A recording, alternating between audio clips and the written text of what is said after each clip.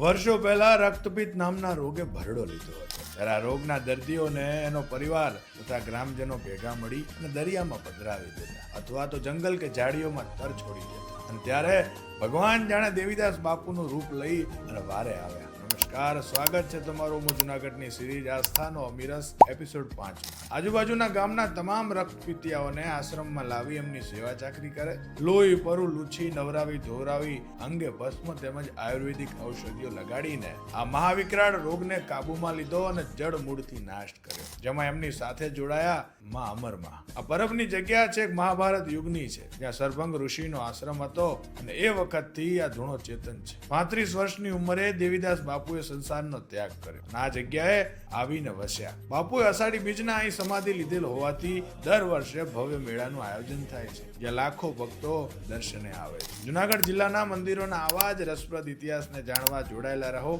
અમો જુનાગઢ સાથે.